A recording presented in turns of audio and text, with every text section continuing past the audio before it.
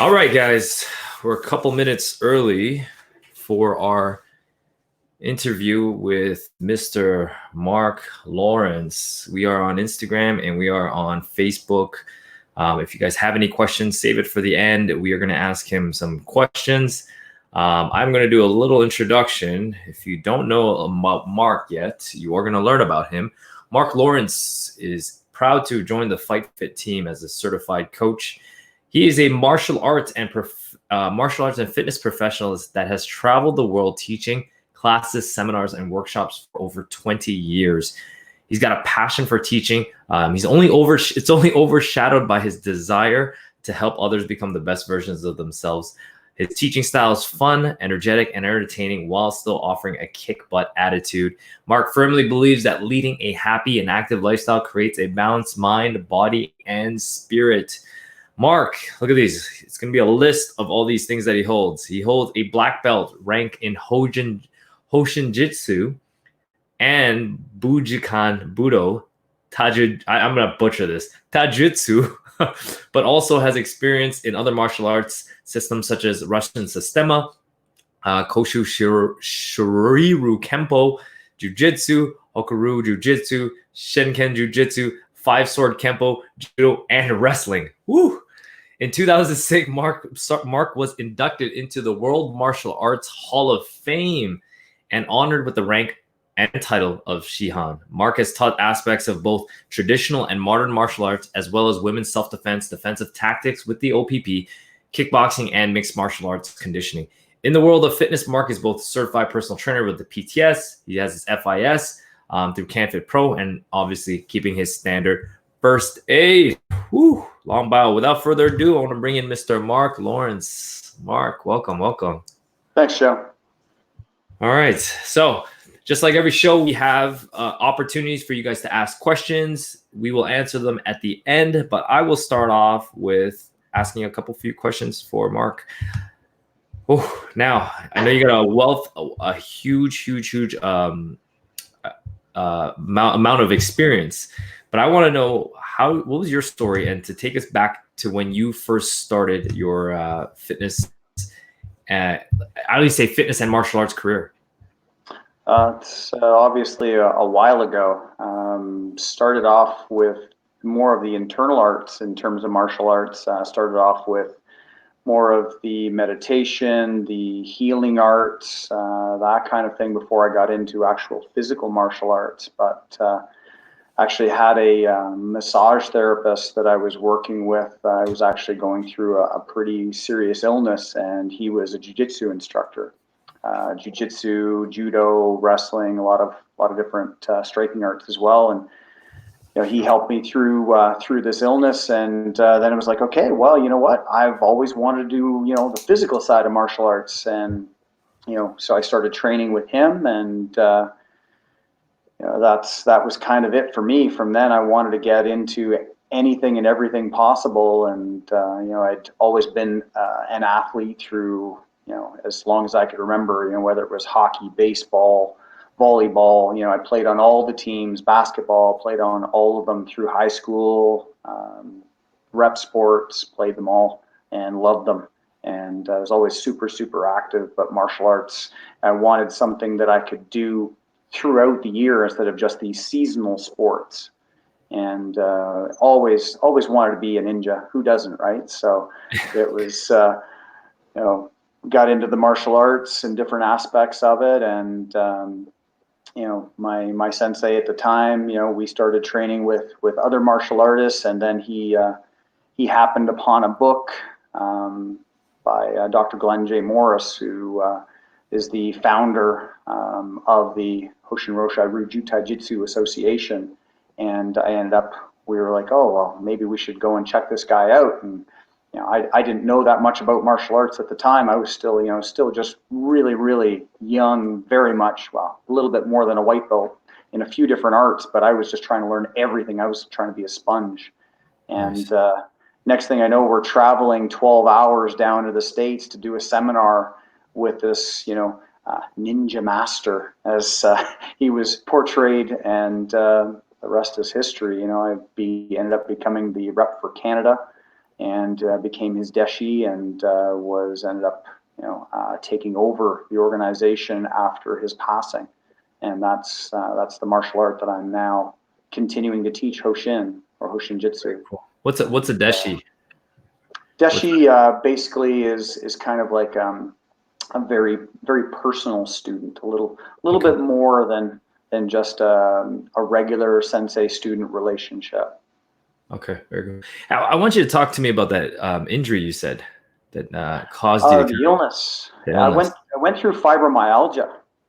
Okay. I got hit with fibromyalgia around the age of 18, and it almost turned me into a vegetable. It was completely debilitating. It cost me over 1.5 years of my college. I went to college to actually become a cartographer, graphic designer, and I was almost unable to move at some points, and went through 7.5, almost 8 years of agony with that. And the doctors tried to help. I was on the bodybuilding team, before that hit me and before I went away to college. And, that illness helped me to put on 60 pounds in a year because of the medications and everything else. So it completely changed my life and just about destroyed it. And, I had to do my own research, find my own ways to be able to beat the illness, and I did. Right. And from there on, it was like, okay, I got a new lease on life. Somebody gave me a second chance, and I'm going to do everything I always wanted to do. That is And wild. that's part of, I guess, where my passion comes from. And, when people come to me and say, what, I've got this issue, or I've got that issue, or whatever, or, I'm overweight. I'm like, yeah, I get it. You can do this if you choose to do it, but you got to choose. You got to make that conscious choice. You can do anything you put your mind to. 60 pounds. So you gained 60 pounds in that time from 18. You said you dealt with it for about 7 years.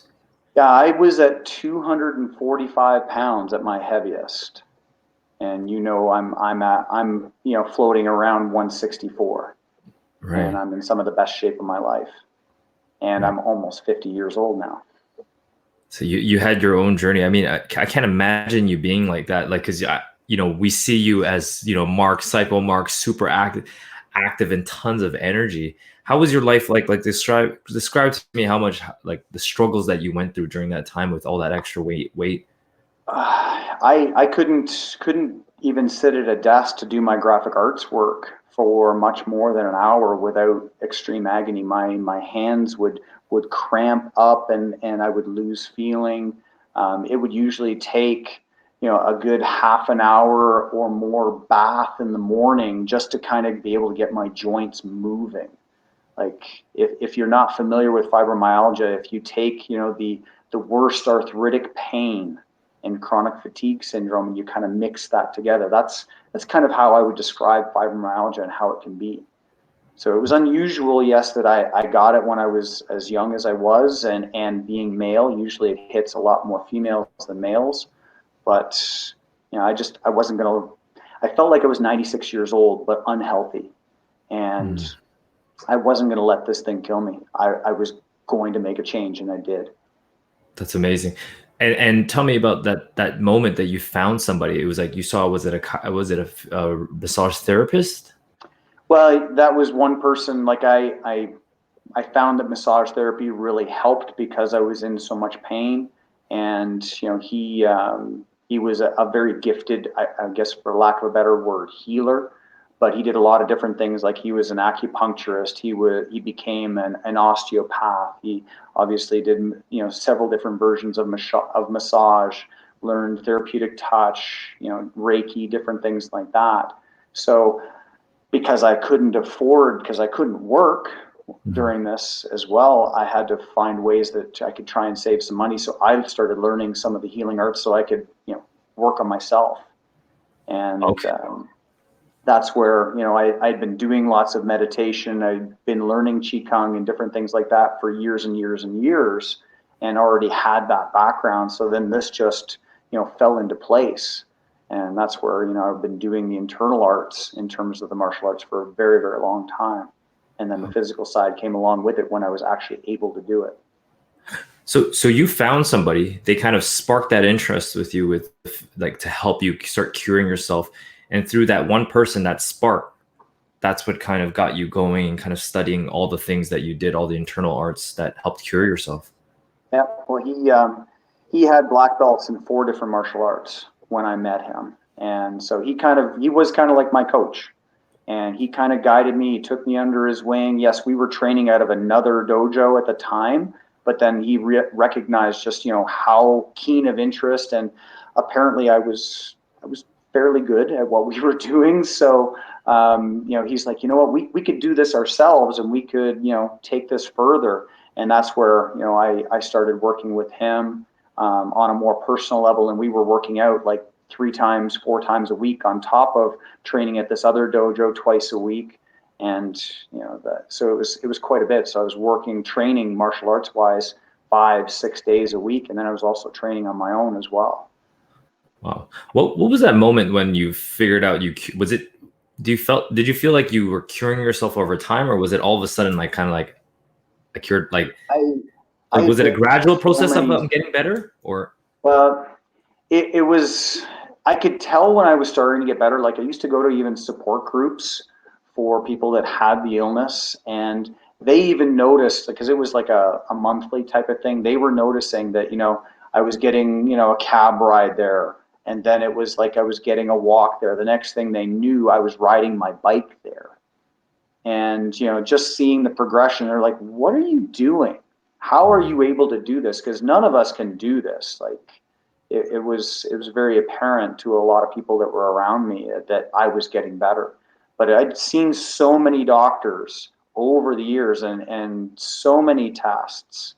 And there is one specific test that they do through a rheumatoid arthritis specialist, and it's called the pressure point test. And before, when I was in my worst, I had like 36 out of 38 points. When I came back after all of this, he's like, "What have you done? Because I can't find any of them."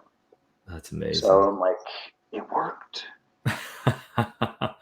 How was that feeling? How was that feeling? It was amazing. And it was just that recognition of, whatever I'd been doing for so long had finally worked. And here was the proof. I had medical proof that it had worked. And now it's like, okay, well, now I can start working on myself and really, getting rid of this weight. I want to get into physical shape and, want to really take life by its horns. It looks like, from the doctor's perspective and all those people in your support group, it seemed like some type of miracle, but really you've been putting in those hours and they don't see it, right? And No, suddenly you wouldn't. Yeah. They just saw the end results and like, how could you do this? And, some people were like, well, that can work for you. Right. It's like, right. well, that's your reality and that's okay. Right. But, it's your choice. Yeah, that's so true. It's the story they tell themselves, right? It's the lies that they tell themselves that they can't. Or it reminds me of the quote: "Whether you think you can or think you can't, you're right." The Henry Ford quote. So let's talk about that journey now. Like after you've gotten better from the fibromyalgia, you had the weight still. I did. Yeah, I had to work to try and get it off. And, at the time I had some knowledge about the bodybuilding that I had done in high school and that kind of stuff, but I really didn't have any serious knowledge. I had done a lot of research into nutrition. That was a big part of what I had learned to be able to help kick this illness. But yeah, that was a beginning point for sure, at least into the martial arts. I still carried a lot of that weight for quite a while, but yeah, it was something. If I showed you pictures of when I got my first black belt, you wouldn't recognize me. That's wild. Yeah, people would be so super surprised. So what did you think you did? Like, what were some of the things that you did to help you lose all that weight? Because you said 60 pounds, so I can't imagine 60 pounds on you. Yeah, it was a lot. It was a lot. It's well, if you think about it now, 60, it would be even more than that now, because if I'm at 165, let's use a round number, and I was at 145, that's even more. Yeah. That's more like 80 pounds. What did you do to lose that 80 pounds? A lot of it was, I had to, I guess one of the big things I learned was mentally when I'm physically hungry or mentally hungry, and had to notice the difference between the two. That was a big thing. Because a lot of people, and we see it especially right now with what's going on in life of, people walking past the room, we're all self-isolating. Is like, oh, well, let me just go get a snack. Well, why are Right. you getting a snack? Are you actually hungry? Yeah. Or are you just bored? Yeah. And, a lot of people will sit there in front of the TV and they'll want to watch their favorite show. That's cool. But do they want to have something to do? Is that why this is happening? Or are they actually hungry? Are they trying to keep themselves busy? So, Yeah. there were some realizations that, I needed to have happen. And then it was also about, getting more physical. Mhm. And I needed to get physical, which I started doing with the martial arts. I started to work out again. But I did probably lose about 40 pounds in the first couple of years. But that next 40 was really after I started getting heavily involved in fitness. Okay. Well, so what's your fitness routine? What did your fitness routine look like to help you lose that 40 pounds? Well, back then, I was working a lot of very long hours at one single job. So I would try to usually do my workouts late at night, because that was when I had time. So they were usually anywhere from an hour to 2 hour kind of workouts, weights, cardio training, that kind of thing. Just doing what I knew to do and try and get my heart rate up and reduce the calories, obviously, that I'm taking in, and burn the fat off as much as possible. I didn't have a lot of equipment back then, so most of the stuff that I did was body weight. Mhm. But it was very consistent. I would do it, whether I needed to or not, I was going to do it. I think that's what I was getting at. Like, and I was listening to you that a lot of people think they need all this special equipment and they're in quarantine, and they can't do anything. Well, Mark, you just said it. You just got to be consistent. Yeah, it Right? was consistent and a little creative. I Yeah. I made my own TRX, out of a couple of pulleys and, a couple of clamps and different things, and hung that from where I put my heavy bag. So there's some cool stuff you could do if you think about it. Very cool. Very cool. So where there's a will, there's a way, right? Okay. Absolutely. Awesome. So now let's fast forward. Now, you lost the weight. Mm-hmm. Now you are at I think before you started Fight Fit, you were doing fitness part time. Yeah, And, I was doing. Yep, go ahead. and so what were you doing? Like you were training others. Let me share that bit Well, of this.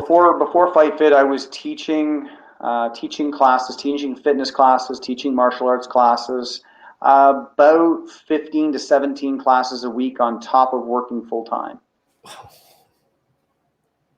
Yeah, and then have Long my own days. workouts at 5 o'clock in the morning. That is awesome.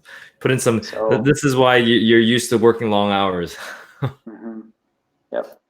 What made you want to do that switch? What made you want to take that flip to go into this full time? But Because not many people know, but you weren't doing this full time, technically full no, time. yeah. If you added up the hours, it was pretty close to full Yeah, time. yeah, But exactly. this has been my passion. It's martial arts and fitness, kickboxing. This has been my passion for a long, long time, and I always did my passion around my 9 to 5 job. And I just loved that feeling I got when I was able to help people reach their goals physically. And given, what I had gone through with my illness, if I could give them a percentage of what I went through, in terms of that success, then I know I could make a difference in somebody's life. And that's part of why I do what I do. And I was always wishing that there would be some place that I could find where I could do my passion and do it full time and make a difference in people's lives. And that's where you came along, my friend. Welcome to the team. And the rest is history. The rest is history. That's it. Awesome. So now, now we're at it. Fitness is part of your life now. I'm sure it's not only your life, but you're actually your profession as well. So talk to me. What is something like your daily routine look like? Daily routine. Guess what? I get up and I work out. First thing, usually my actual routine would be get up and I would actually spend a little bit of time doing recovery stuff, because I am very physical in everything that I do. So I actually do some foam rolling and stretching, yoga-like stuff, or animal flow type stuff, and then it's workout. So whether we're teaching classes in the morning, or if I'm not teaching class early morning, then I'm doing my own workout. And then it depends on the day as to where we're going from there. But Right. usually I'm working out twice a day, so once in the morning and once in the evening. And different intensities too. So you're not going hard one workout. Both workouts, one's a little lighter, one's a little bit harder, right? They're always different. They're always different. So we're doing a session or a program right now that we put together where we're doing more heavier lifting at night. We warm up with kickboxing. So in the mornings, just depends on the day, depends on what we did the night before. But it's always different. Got to keep changing it up. Got to keep challenging the body. Keep it confused, so it doesn't get any lag. Exactly, and that's what I want the viewers to know and the listeners to know this about fitness is that everybody thinks it gets easier. It doesn't. It never should get easier. It just gets. You just got to change it up, right? And keep it fresh and keep doing things differently. That's awesome. All right, let's talk about some books. I want to talk about books. What are some books that you are currently reading right now that you would recommend? Currently reading. Well, I got a couple different ones that I've got on the go. For some of the nonfiction fans, or fiction fans, I should say. Harry A Potter. little bit of Harry Potter for some light reading. As I say, light reading. This is one of my personal favorites. If you've never read. Oh man, I got that on my shelf. I got that on my shelf too. Yep, that's a big one in my life. Just finished this one that you gave me. Yeah. So those are a couple that I just finished. Just finished The Subtle Art of Not Giving an F. Loved that book. In fact, we loved it so much, went out and got the next version of it, Awesome. like the next edition. So technically, we've started on that one, but haven't got too far yet. Yeah, yeah. Excellent book for those that want to want a good read in quarantine is The Subtle Art of Not Giving an F by Mark Manson. Solid book. All right, before I get into lightning round and maybe some questions from some of the viewers or listeners, favorite Kung Fu movie and why? Now, Kung Fu or martial arts? Martial arts. Let's go martial arts. Martial arts. Okay. So it'd probably be the Samurai Trilogy, which is actually the story of Miyamoto Musashi, who is known as the best and most legendary swordsman of all of Japan. He is actually a pretty big person in our martial art in terms of somebody that we study quite a bit. And the movie is in 3 parts. The first one is okay. The sword work gets better as you go through. It's quite a story. It's probably one of the biggest legends in all of Japan. But it's an amazing story. And for those that are into that, it does have a little love story to it too. But the sword work's pretty cool. Yeah. They can't just be all action, right? There's got to be a little love scenes from here and there. A little something for everybody. Exactly.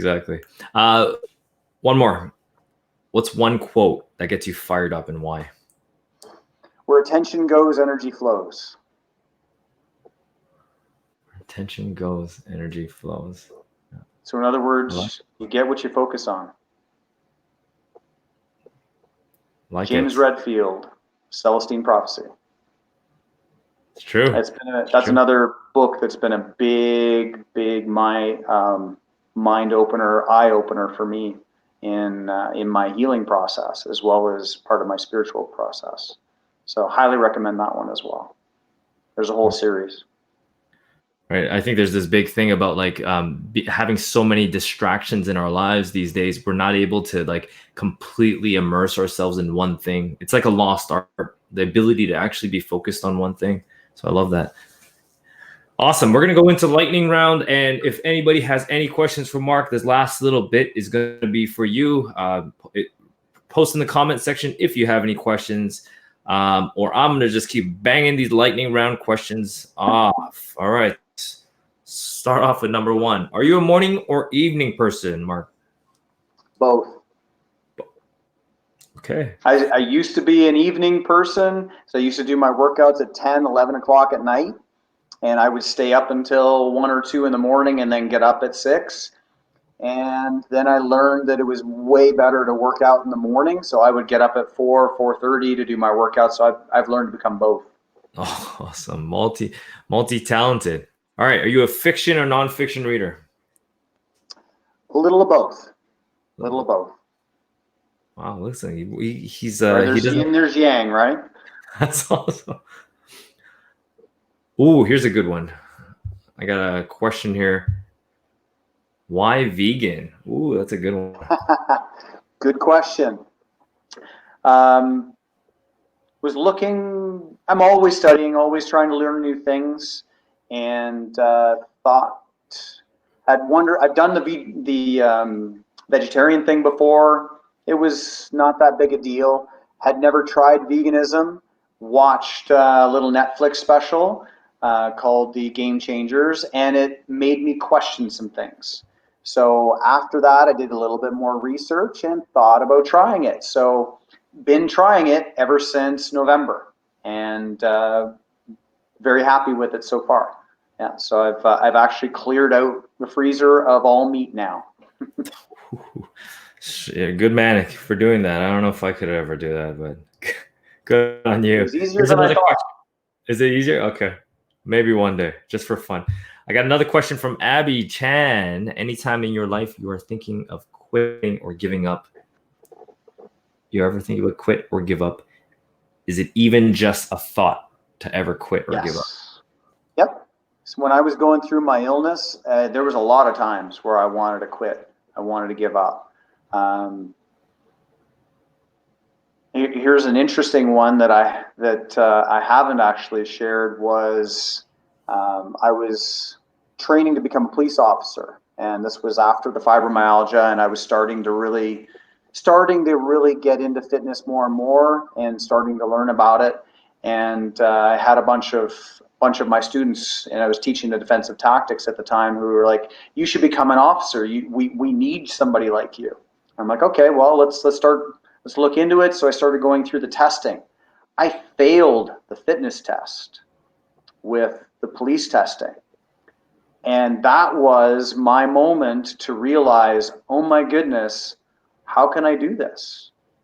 So at that point in time, it was like, okay, I've got to learn how to be better. I've got to hit this harder. I've got to be better. Or do I just quit? What do I do? And it was that moment in time I went and signed up for my first actual fitness course and learned to become an instructor, and did all my fitness training and started that, and really started to kick some serious butt. And that's when the weight really started to peel off me and everything changed. And it was that pivotal moment that brought me here. It's amazing. You can never lose if you never give up. Love that. Thank you for that question, Abby. All right. What is one mistake that you made early on?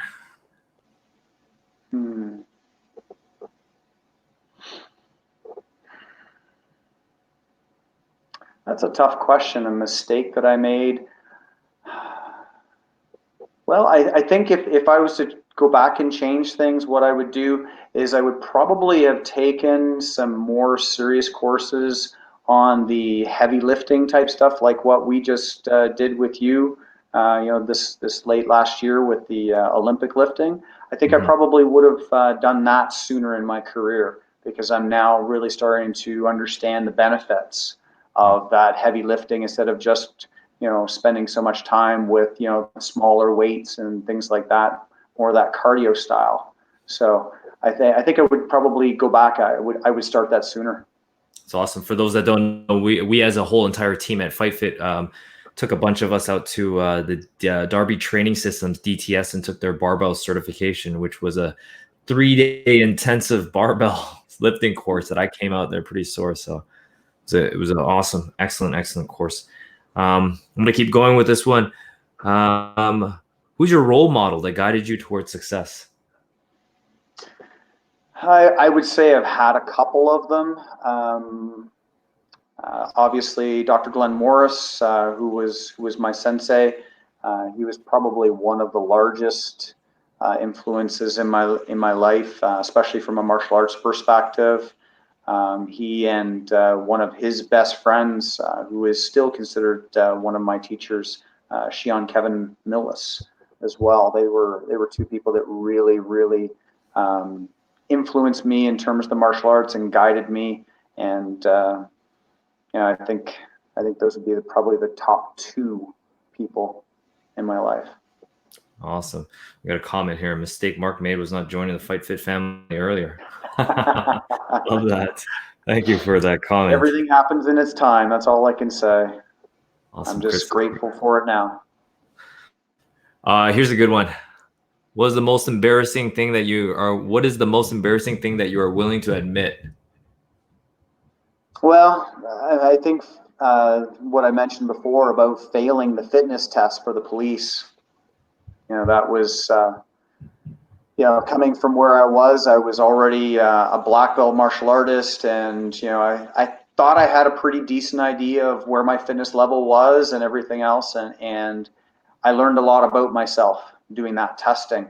And it was a good learning opportunity for me. So I was a little bit embarrassed at the beginning. It was a little bit of an ego thing for me because I was like, okay, well, I'm teaching some fitness classes, stuff like that. I should be able to kill this. And nope, I couldn't. But I did beat it. You did it eventually. I love that. I think people don't realize how many successful people out there have actually failed a lot of different things. So I'm glad you shared that with us together. So just wrapping this up, I think this was an awesome interview, and I hope all our clients and everybody that's been watching or who's ever going to be listening to this got some great insight into your mind and how you came from, dealing with everything that you did, overcame that, did all the training. I can imagine your training montage with fibromyalgia, like a Rocky video, and just coming out and turning out to be the person you are today. And we are super grateful to have you part of the team, Mark. Thank you so much. Thank you so much, guys. So thanks for watching. If you guys have any comments, if you guys missed this, please, we have a podcast that we're going to release on this too as well. So you guys can listen to it. If you missed it, it's going to be on the Facebook group as well. Our next one is going to be is on Thursday. We'll catch you guys there. All right, guys. See you later. See you online tomorrow.